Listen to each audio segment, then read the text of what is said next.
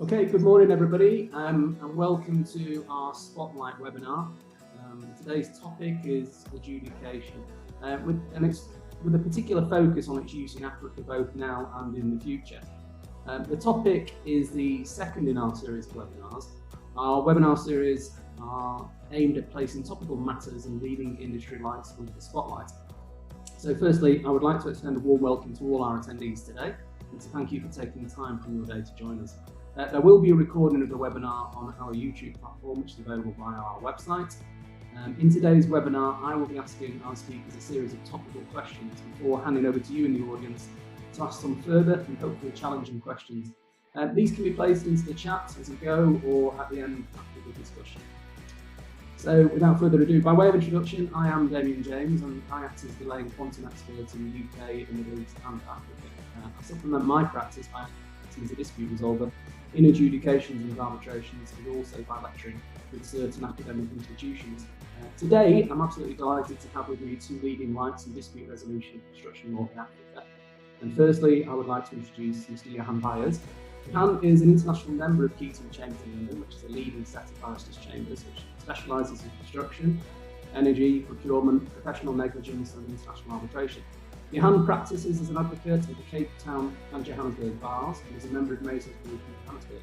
In addition, he was also admitted in the Kingdom of JBCC. Johan has held appointments as acting High Court judge, appeal arbitrator, adjudicator, which obviously gives some relevance to today, and as legal expert.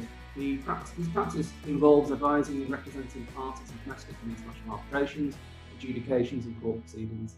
His clients range from international and South African employers, contractors, consultants, working in engineering, construction, energy, mining and the information technology projects, and mostly in the African countries, also in the Middle East, the UK and at times in South America. Interestingly, Johan is co-author of CHARIT, the International Application of FIDIC Contracts, which is a practical guide. He's a co-founder and the current chairperson of the Society of Construction Law for Africa. Secondly, I have with me Mr. Simon Kiriba. I'm delighted that Simon has been able to join us today. Simon is a senior associate with Bowmans at their Nairobi office in Kenya. He's an advocate at the High Court of Kenya. He has extensive experience in the construction law industry. He's represented clients in, amongst others, construction dispute resolution, construction dispute management, and construction contracting. He's been recognised by the IFLR 1000 and Legal 500. And interestingly, Simon was part of the core drafting team, which was tasked with the responsibility of updating the Joint Building and Construction Council 1999 edition standard form agreement, which I expect he may mention today, and if he doesn't, I definitely will. Johan, Simon, we have and we continue to discuss dispute resolution in Africa and whether adjudication is and can be successful in expediting resolution of disputes between parties. We often witness adjudications evolving into mini arbitrations, and with that, a removal from the intentions of the adjudication process. Just giving a little bit of background, fundamentally, the founding purpose of adjudication, which has some history in the UK, as we know, arose from the Latham Report and the ensuing Act.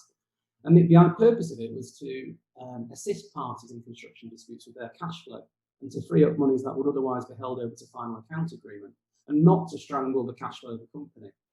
I consider this the essence of adjudication, and it's its speed and its ability to provide reasoned decisions in a short period that can assist in the contractual and commercial management process of the project. The speedy process that we talk to allows a decision in either 28 or 42 days, which would not continue throughout the project, and it minimises interruption of projects and contract positions. In similar respect, the short period of time in concluding a dispute provides a manageable cost to each of the parties, which in these changing times is pivotal to solvency. Adjudication process has other benefits in terms that it allows the parties to select the adjudicator, and those adjudicators may have knowledge of a particular aspect which forms the basis of the dispute between the two parties. Similarly, the benefit of the process is that it's private until such time as it is taken into the public forum, which is generally when there's an enforcement issue or somebody is defaulted in terms of payments, etc. Now, I've been working throughout Africa for the past 7 years, and I've mostly worked in arbitration or litigation proceedings. That isn't to say that adjudication doesn't happen in Africa, because I have acted in a number of adjudications.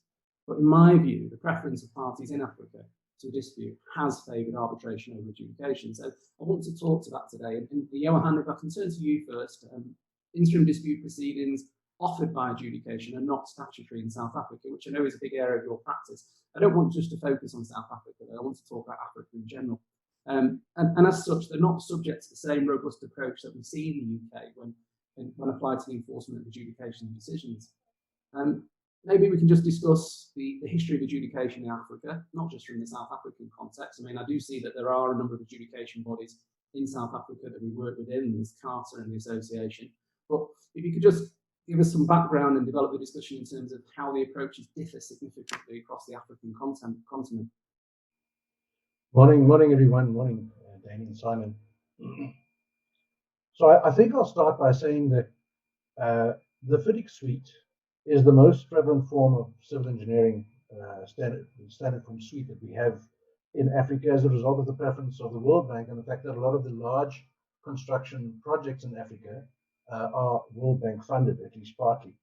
And the FIDIC suite, as you know, has had adjudication for a very long time in its forms. I remember being involved with the fourth edition of the Red Book in Lesotho at the end of the 90s in a DRB proceeding. So the dispute review board proceedings of FIDIC has been around in Africa for as long as the FIDIC contract has been around.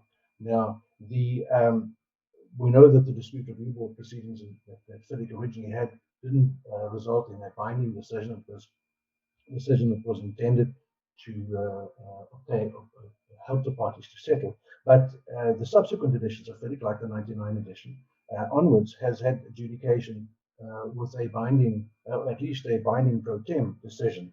And that is something which we have experienced throughout Africa in the large construction projects.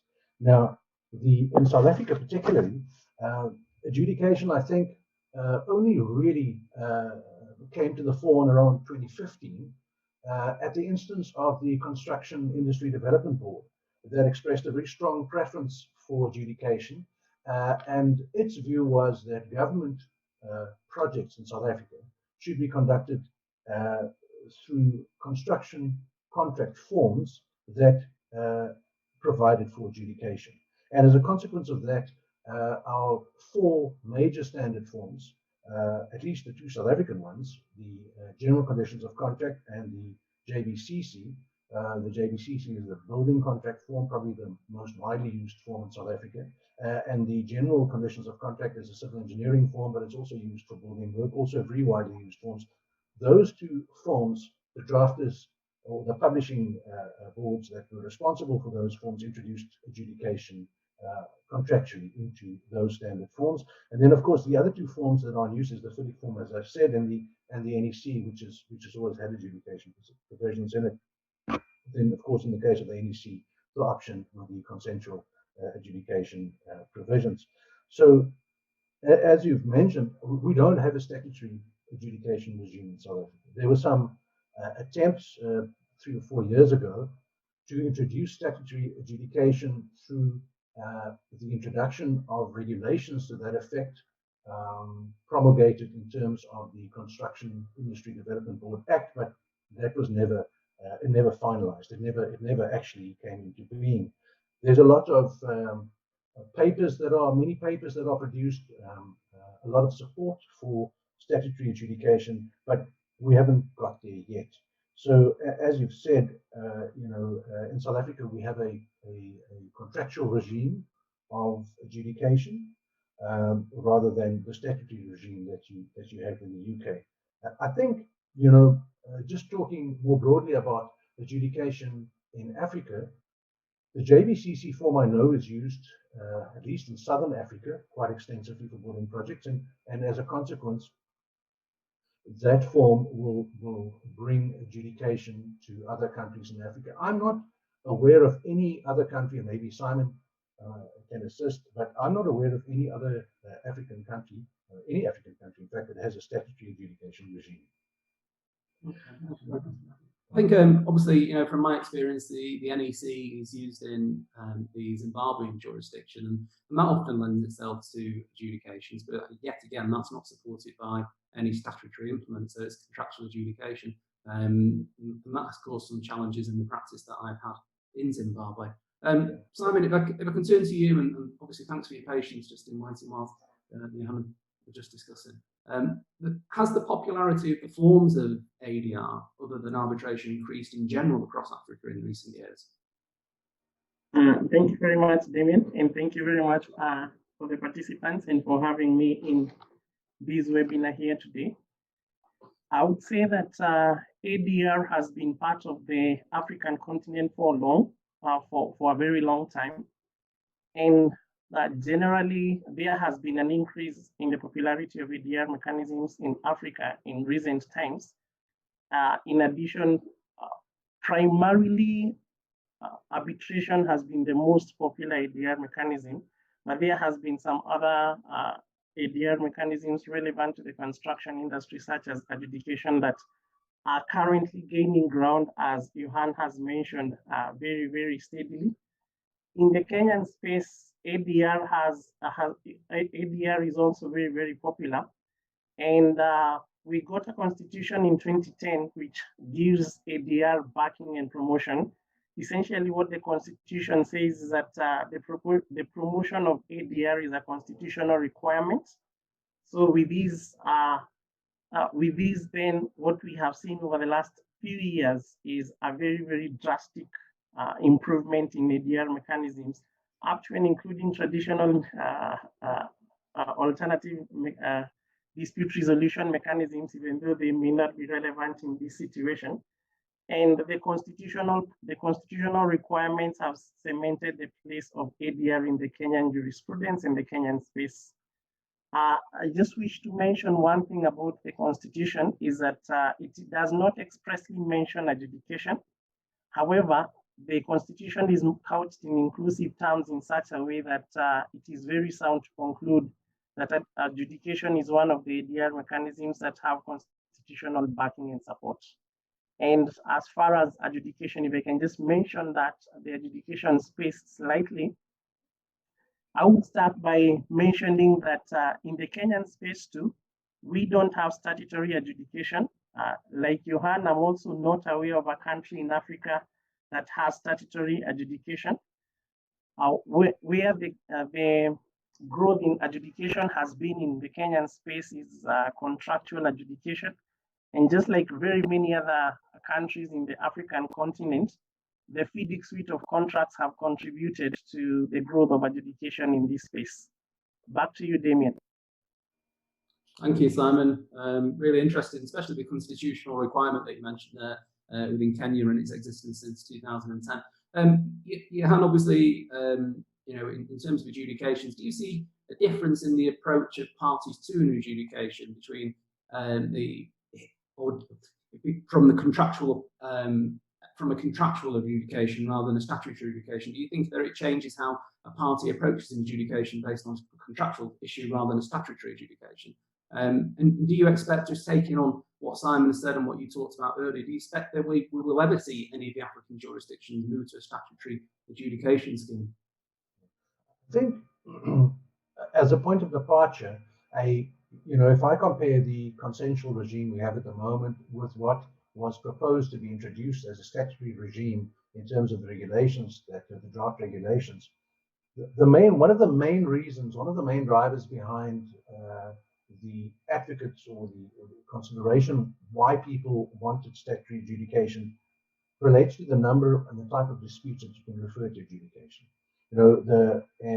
What we have in South Africa is, because it's a consensual process, only the parties to a particular construction contract have adjudication available as a contractually agreed remedy. Adjudication isn't generally applied. For example, all of the construction professionals, all of their engagements, adjudication doesn't generally apply to them.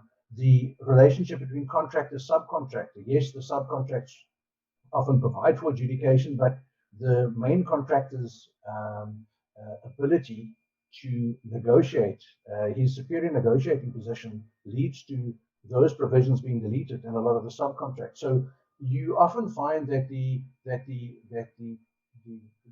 players that are the weakest economically in the market, that needs adjudication the most, are excluded from the process.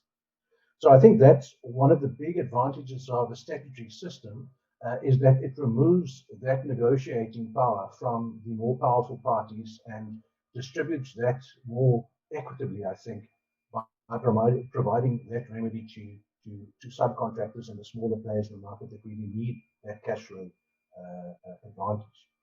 You know, from a point of view of the efficacy of the process itself, I think adjudication works really well in South Africa. They are generally, you don't have the type of the extent of jurisdictional disputes that you have that almost arises naturally in a statutory system. You don't have jurisdictional disputes. They happen, but they're not. You know, they're not. It is not something that you see a lot.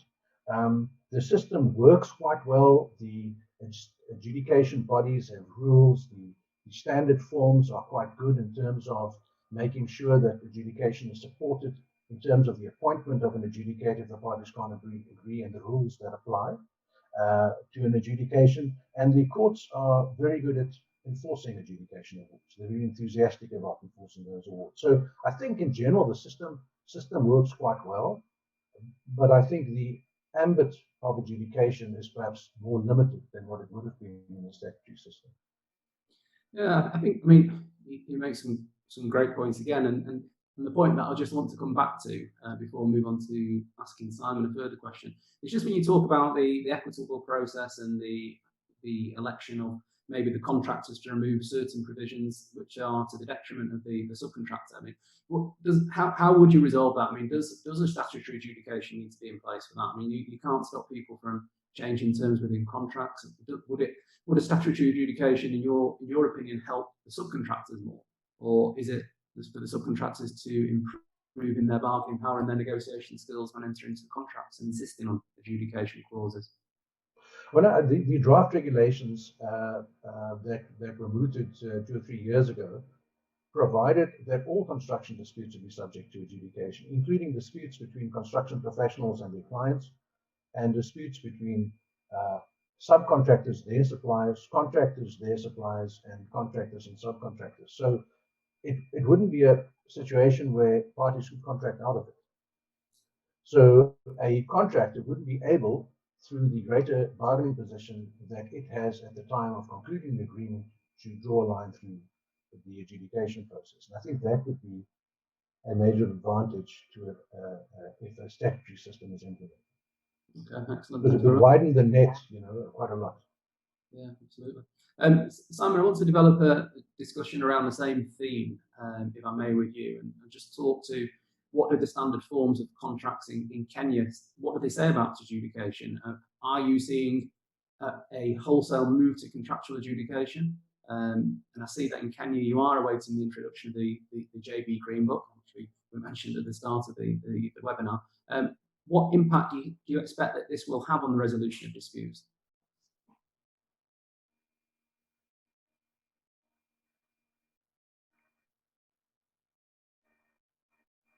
Simon, I think you're on mute. Yeah. Thank you very much for that. On the first question of how the Kenyan space is taking up contractual adjudication, as I had mentioned before, it has been growing steadily, and one of the standard form contracts are to be thanked for that, especially the FIDIC suite of contracts. We saw from a very early age the adoption of adjudication primarily in government projects, public infrastructure projects. They adopted adjudication much more earlier than the private sector did. And part of the reason for that is that, especially for public sector projects that were funded by development banks have been insisting and have insisted for use of standard form contracts that provided, amongst others, for adjudication, key amongst them being the FIDIC suite of contracts. So that's and then later we moved from the public sector, and then it was taken up in the private sector as the standard form contracts, the international standard form contracts that have adjudication continued gaining ground in the Kenyan market. In the private sector, then it gradually started being picked up by the private sector. As a testament of the growth and of the growth of contractual adjudication in Kenya, as you have noted in the introductory remark, is that the most popular building works contract in Kenya is the JBCC agreement, the Joint Building Construction Council Agreement 1999 edition. Just as an aside here, it has no relationship whatsoever with the South African JBCC, has a different philosophy. But the 1999 JBCC edition did not have adjudication. It only provided for amicable settlement and arbitration. And when the process of revising that document was started in January 2018, the surprising thing that we saw and noted from the market is that introduction of adjudication was the very first issue that was discussed by stakeholders in a conference that was held in a certain town here in Kenya. And the conference was organized by the JBCC itself and the National Construction Authority. It was the very first issue that was discussed. And what was even more impressive is that not only was it the very first issue, it was also unanimously adopted by the stakeholders without a single dissenting voice from all the stakeholders. I can confirm, being part of the update process from 2018 to up to now, that there has been no other issues. Probably there's only one more issue, payless notices, but there's been no other issue that has received such unanimous consent by all stakeholders. I think, and as far as we are concerned, that was testament that the time for contractual adjudication had already arrived in Kenya, and it was ripe. And to that effect, I can also note that we expect that the current updated version is going to have adjudication.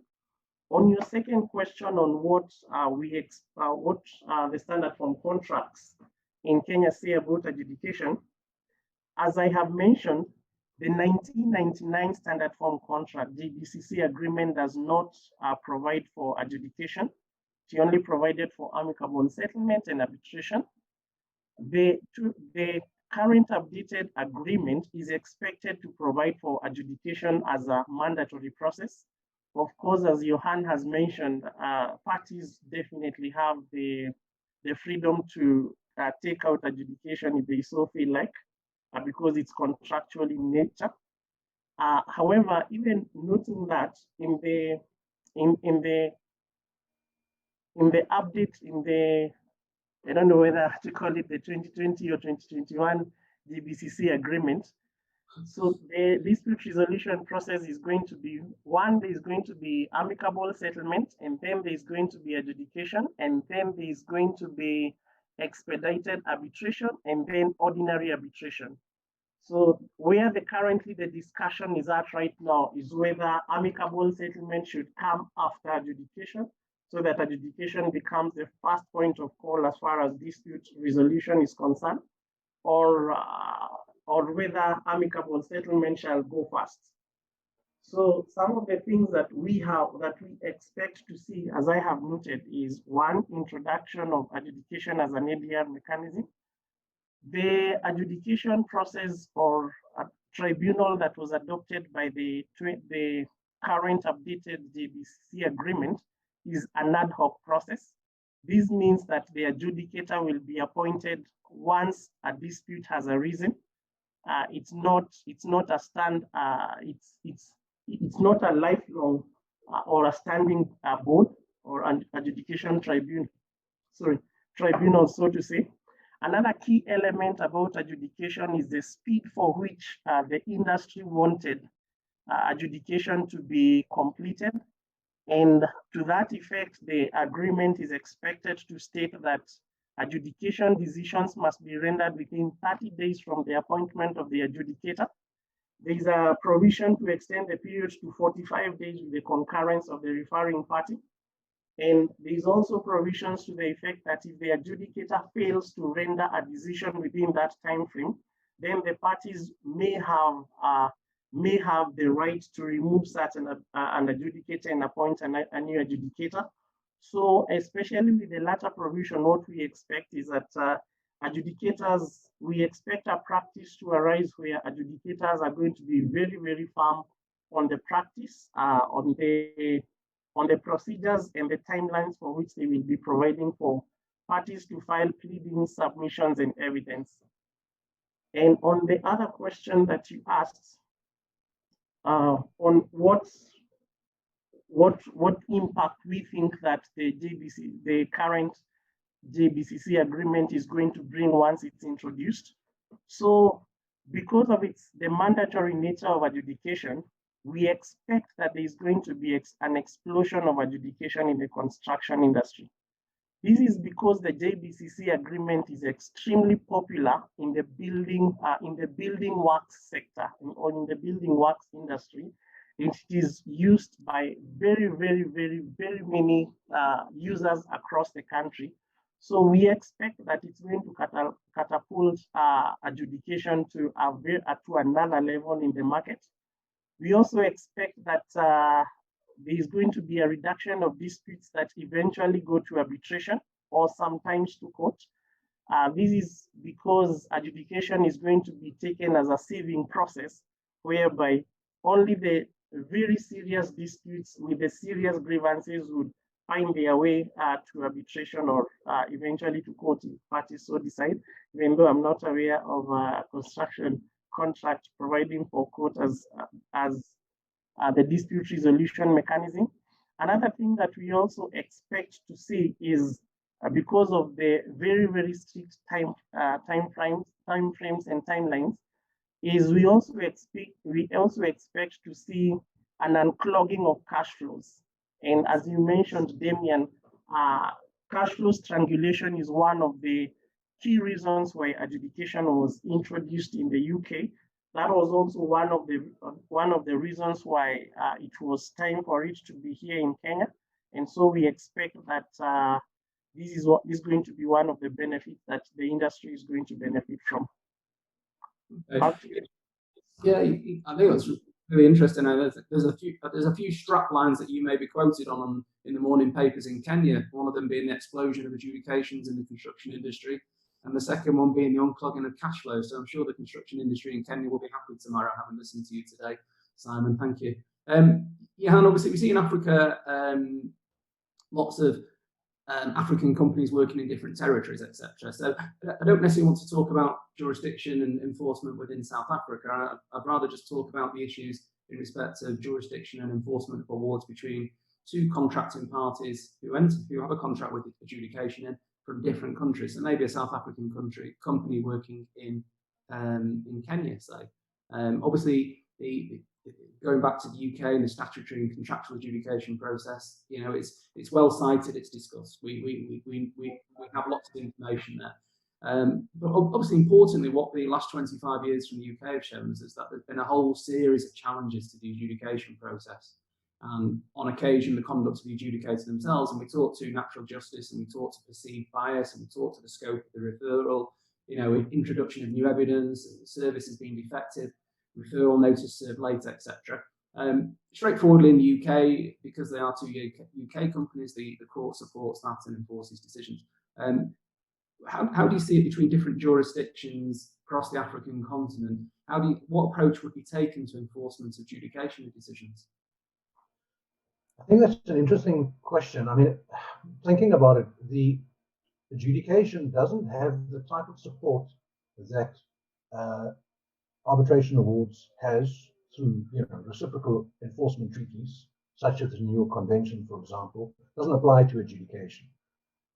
There are a number of reciprocal treaties relating to the enforcement of court awards, court judgments, not as widely enforced internationally as arbitration awards, but nevertheless, there are treaties for that. There is no such a treaty, as far as I know, that relates to adjudication awards. So I would assume that within the context of a particular contract, the law of the contract would determine where that adjudication award is to be enforced I mean, in the absence of something like demand guarantees, on-demand guarantees and the like, which would allow enforcement in the country where the project happens, if the other party is in a different country, you're going to have to go to a different country's court to enforce it, unless you follow the arbitration provisions of the contract, get an arbitral award, and that would then be enforceable much more widely because you may have the benefit of the New York Convention and so on. And I think one of the things that one sees in Africa, perhaps I should just say this: there's been throughout Africa a development of towards alternative dispute resolution, as Simon has said. It started off with a move from litigation in local courts, which of course is something which international contractors don't like at all, to moves to improve and modernize arbitration legislation throughout Africa. So there is a move towards alternative dispute resolution, which will move further towards procedures like adjudication and will make adjudication more acceptable throughout the African continent. The one issue, though, is this: where the tire hits the road is where that adjudication award has to be enforced. And what is the attitude of the courts in the country where that award stands to be enforced? And that is a problem. It's not just a question of the attitude of the courts. It's a question of the availability of legal resources at the courts, and judicial availability. So in South Africa, for example, that is an issue. Our courts are extremely positive when it comes to the enforcement of adjudication awards. But you may wait 9 months for an enforcement if the application is disputed. And if you have a situation where cash flow is what needs to be protected, 9 months is a long time. And I think that's something where I think in Africa, the uptake in adjudication, we're going to have to think about ways, contract provisions to include, that will allow us to almost provide additional or support for adjudication decisions that stand outside of obtaining a court judgment, such as, for example, allowing suspension. Most of our contracts provide that it's a breach and you can cancel. On-demand guarantees, perhaps having a clause saying until you've paid on an adjudication award, no further work has to be done. It's penalties for it. I don't know, but we need to think about ways in which we can more inventively deal with the difficulties that we have in Africa, where there's a long time that elapses between the adjudication award being granted and it actually being enforced. Yeah, I want to come back to that in a second, if I may, Johan, so just keep it fresh in your mind if you don't mind. Simon, as a practicing lawyer, and obviously someone who's been party to the drafting of the contract, you're clearly an advocate of adjudication. You think the process is beneficial to the construction industry. Do you expect that we will, and this is a Kenyan environment now, do you expect that we'll see the issue of enforcement being addressed in the new standard form of contracts? Is it part of the drafting process at this point in time? Does it deal with some of the issues that Johan has discussed there? Yes. So enforcement of adjudication decisions has been addressed in the new JBCC agreement. There are some of the issues have already been agreed upon up to this point. There are some that are pending. Some of the pointers that have been agreed upon is that what the industry was trying as much as possible is to have adjudication decisions have a self-enforcing mechanism as much as possible. And some of the provisions that were included include, one, the fact that failure to comply with a binding decision is now a ground for suspension of works. Also, failure to comply with such a decision may also trigger a termination event. So essentially what that means is that it indicated the seriousness within which the construction industry in Kenya views the enforcement of adjudication decisions, for the industry to unanimously decide that at this point in time, this is such a material provision that if you do not comply, then would be willing to go to termination. Then some of the other mechanisms that have also been included as far as enforcement is concerned, and which some of the challenges that Johan has raised is the question of whether how an adjudication decision is going to be treated, because it's not an arbitration award. So how the contract has dealt with this is in two ways.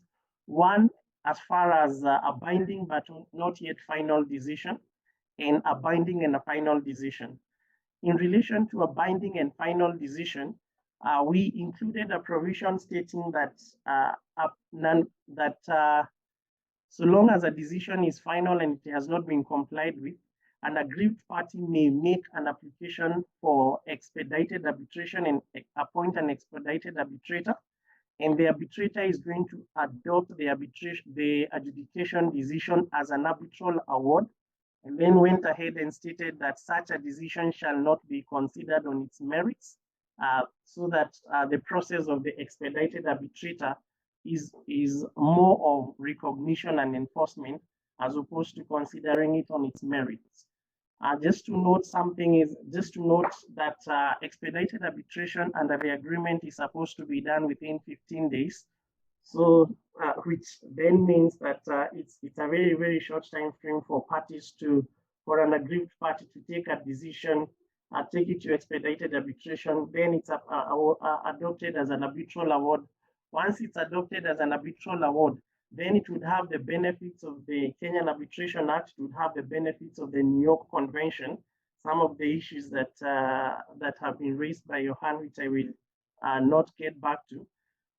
How the contract has treated binding but not yet final decisions is that a binding but not yet final decision which has not been complied with can also be taken to expedited arbitration. The difference here is that such a decision will have to be considered on its merits, so that the arbitrator who is undertaking the expedited arbitration will have to review the dispute from the beginning. So that's the difference as far as that treatment is concerned. There are two current issues that are currently being considered. And part of that is including a provision saying that any monetary component of a decision shall be treated the same way as a payment certificate, and non-payment on the due date of such monetary component is going to attract interest at the contractual rates. That is still being considered. We don't know whether the industry will have it eventually in the contract.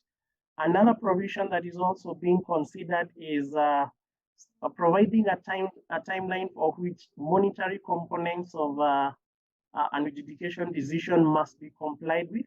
And to that effect, the agreement in the consideration currently is for it to be within 30 days from the date of issuance of the award, unless the decision states otherwise.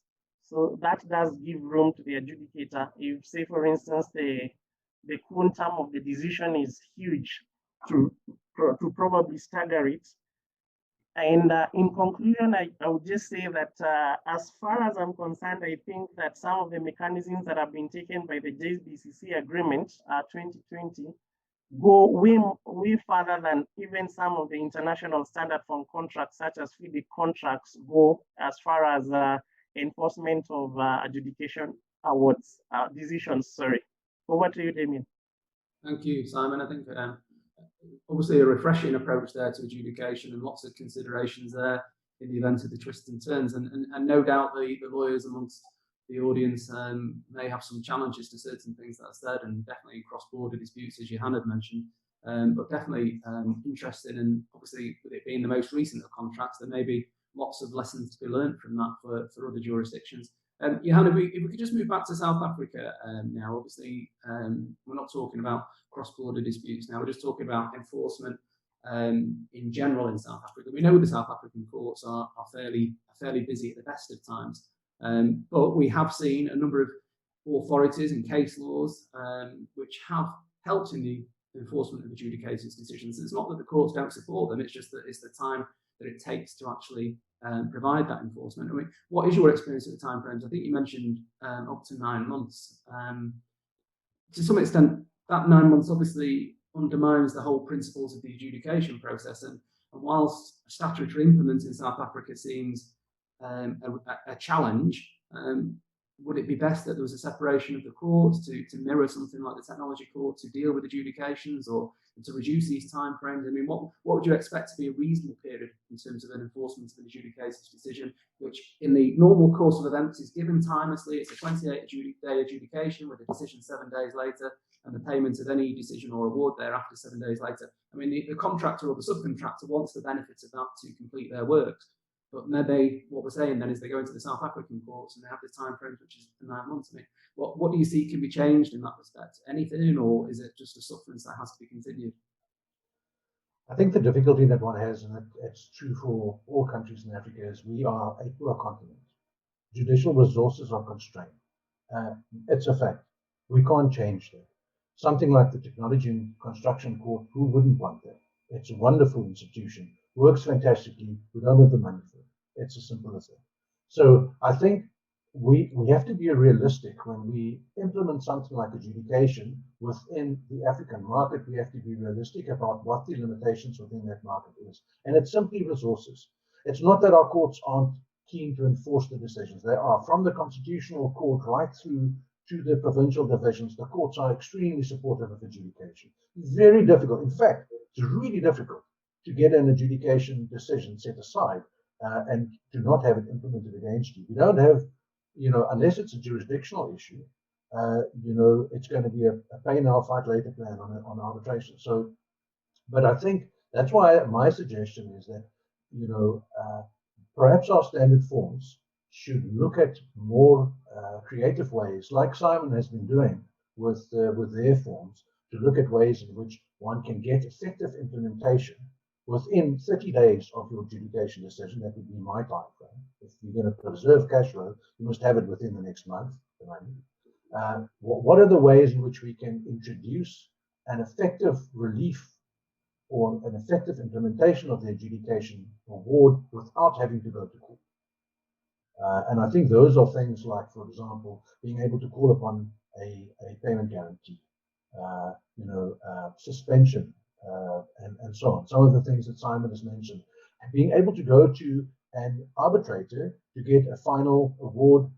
But of course, the difficulty is, how do you enforce the arbitral award? You still have to go to court. You're still going to wait 9 months. That's the problem. So I think we have to put provisions on the contract that makes it very unpalatable for the employer or for the party against whom an adjudication decision has been given not to perform. I think that's the thing. That's what we need to. I think that's a challenge in Africa for me. That's what we need to do. Who needs to do that? The parties to the, where the contract doesn't allow for it, as we've seen with some of the additions of the JBCC in South Africa. Is that referring to the bargaining power of the contractor or the subcontractor, or do we need the JBCC Council itself to actually change those provisions? And how long would that take as well? I mean, that's, we could be 9 months, 12 months away from a redraft in that respect. So is it for the lawyers to start looking at adjudication when their clients are signing contracts and start putting further provisos in, maybe those that match the Kenyan profile? Is that the way we should be doing it in the short term? I think if you are I think there are a number of limitations within the South African context, probably true in other African countries as well, but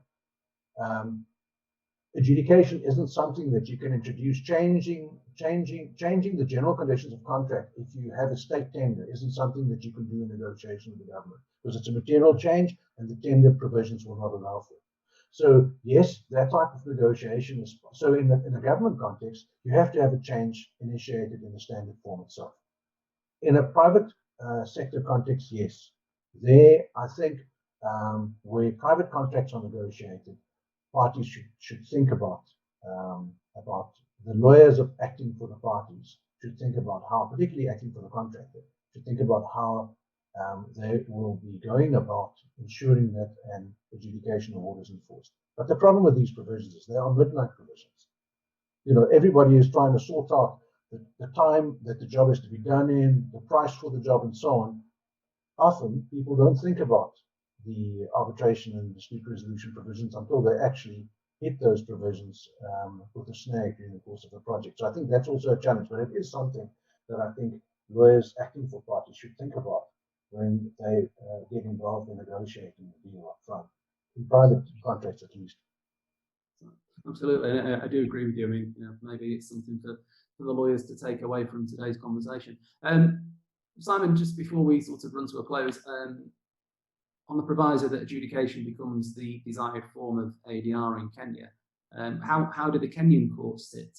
Can they cope with the addition of challenges to adjudications with their current workload, and can they ensure that a successful party to an adjudication will get his money paid quickly without all of the jurisdictional challenges? Do you think the JBCC or the new drafting of it goes beyond the court and ensures that compliance to get these 14-day awards? And I'm not trying to get you to give any guarantee to a party who's finds himself in an adjudication in Kenya that once they have a decision they will have their award within 14 days. But can the Kenyan courts cope with the multiple challenges that may be brought before them by different parties? So I think the first thing that I will address is first the conceptual challenge. Because adjudication in Kenya is contractually not statutory, what that means is that its growth has been organic in nature, meaning that some people within the industry, some courts may have gotten wind of arbitration later than other players in the market. And bearing in mind that courts, we also do not have a technology and construction court like the UK does, because we don't have a specialized court. It means that our courts are general courts to that effect. So what we had seen in previous years is sometimes a conceptual challenge between adjudication, referring to adjudication as arbitration, and it is understandable because the term adjudication in its own self means simply a court making or a party making a decision. However, what we have seen in recent past is decisions from courts have started appreciating what construction adjudication is. And there has been several decisions to that effect, just indicating that now the courts have a handle on what the construction adjudication process really entails and its differences to arbitration. So that's the first issue. The second issue about enforcement is we've also seen decisions coming from our courts where our courts are adopting final adjudication decisions. So long as a decision is final, our courts are coming back and saying, on a preliminary level, at a summary, on summary proceedings, we do not have jurisdiction to hear this case because the parties agreed that the adjudicator's decision is going to be final, and to that effect, an adjudicator's decision becomes adopted and becomes enforceable as an order of the court. So we are seeing that coming from our courts. It has been taking, it may take around 6 to 8 months or thereabouts from the time that a party has made an application for recognition of a final adjudication decision to the point that the court finally says, okay, fine, we now acknowledge and adopt this decision. So I think from a capacity point of view, our courts at this point in time, they have capacity. What has also been happening, especially in the commercial division of our High Court, where these kind of disputes would go, is that we have started seeing trends where construction disputes are referred to certain judges. So over time, what we have started seeing is that those judges, of course, gain much more expertise and specialization in those fields. But the challenges that Johan has mentioned about resources cannot be lost on us. But we are hopeful that the implementation process is going to be much better, but of course not without challenges. Yeah, I mean, obviously the process needs to be equitable to the parties, and if a subcontractor, and I focus on subcontractors because they're often at the end of the supply chain and the most affected in certain instances. Subcontractors who are a party to an adjudication receiving a positive decision, they've entered into the adjudication because of their cash flow. So, you know, there's the concern in respect of 9 months to actually enforce that is obviously going to be a concern for them. If it's 6 months in Kenya, it's still going to be a concern for them. Hopefully, you know, some of the implements that Johan talked about in terms of the contractual positions, those can assist. You know, the difficulty is that when you enter into those discussions from a contractual point of view, as Johan alluded to, you're talking about price, you're talking about quality, you're talking about time, you're talking about completing the works and everything being successful. Your consideration isn't always the dispute resolution and making sure that that person will pay you the money that you are entitled to, whether that's by way of a monthly payment certificate or indeed in this case an adjudication decision. So there are some challenges to it, but obviously I think it's the guidance that parties receive when they enter into those contracts, and obviously the lawyers amongst the audience can make further representations on that, and hopefully the assistance that Johan has given here today and the comments that Simon has given as well will assist in that process and start to protect subcontractors and contractors, and you know, start to help the whole process and help the courts wake up and be alive to the issues in terms of the construction industry. You know, we're talking about hyperinflation in South Africa at the moment. You know, things may get worse and cash flow becomes more and more essential to companies, and that's what the adjudication process is about. It should be used equitably across the industry to support all the players of an adjudication process, or all the players of a contract process, because you take away a key component part, which is the subcontractor, the mechanical contractor or the electrical contractor, by starving them of cash flow, then you are going to affect the project as a whole. So contractors, employers need to be aware to this, and there needs to be other provisions, is what I'm seeing from here anyway.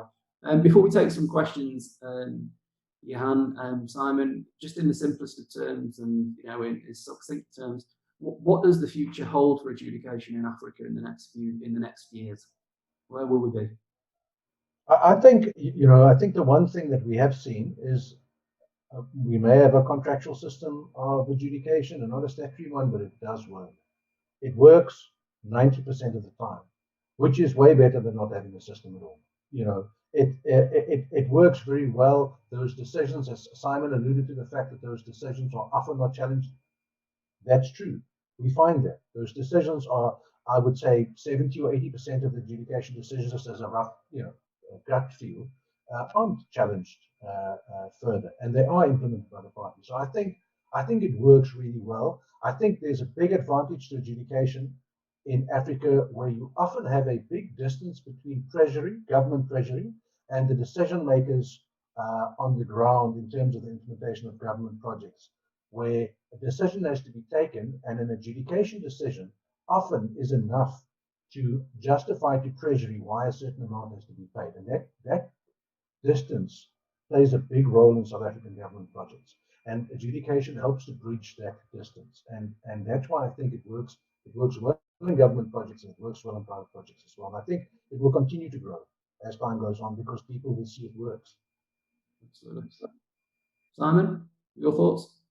Yeah, I agree with Johan 100%.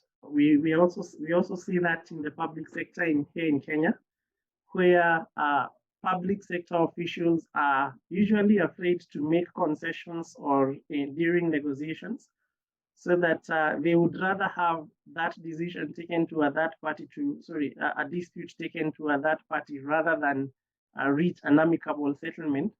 And arbitration has its own challenges. So adjudication has come in very handy to unclog some of those issues and assist, so to say, the public sector, the public officials to now go back to treasury and get the necessary finances for obvious political reasons. Secondly, we also expect that, just as Johan has mentioned, that the growth of adjudication in Africa is going to have a positive effect on cash flows. At the very least, in as much as we are going to experience challenges, at the very least, we also expect that cash flows would be paid much faster than they would if we did not have adjudication, which I think is a very positive thing for the African continent and the African economies. Absolutely. I think we have 3 questions. Maybe you could take the first question, Johan, which is, have you seen any disputes under the FIDIC 2017 DAAB process yet? No, I haven't. The short answer, haven't. It hasn't actually, you know, those contracts are mostly used in government contracts, and the ones that are coming across my desk at the moment are all the 1999 edition disputes. So I haven't actually seen a 2017 edition dispute yet. Okay. The next question is probably, question 2 and 3 are probably the same type of questions. So maybe, Simon, you can just address this for us. It says an important part of ADR is mediation and needs to be introduced in the industry, and that says the industry as a whole, the construction industry. The second part of the question that's in there is, I believe mediation in the UK has been successful. Well, yes, mediation is proven to be successful in the UK, and after 25 years of adjudication, I genuinely think that some parties are tired of the process and the cost and the longevity of it. So often mediation is a better resolution. But in terms of Kenya, Simon, maybe you could address in terms of, where does mediation sit in your ADR process? Is it before the adjudication process, in the amicable settlement time scenario discussed, or is mediation not something which is viable at the moment? So I would just to mention that mediation was part of the 1999 agreement. So it has been with us for quite a long time, and also that mediation has also had its own successes in the market, especially for very, very many disputes. We have a very established, in fact, I would say that mediation is much more established in the Kenyan market than adjudication is, and it has had very, very many successes. When I was mentioning that the African continent, when I mentioned at the beginning that the African continent does a lot of ADR mechanisms, part of it is mediation, where very many disputes around here are either through negotiations or mediation. So it has received a positive response in the market here in Kenya. If I can also answer the first question about the FIDIC 2017 DAB process. Sorry? Please do, yes.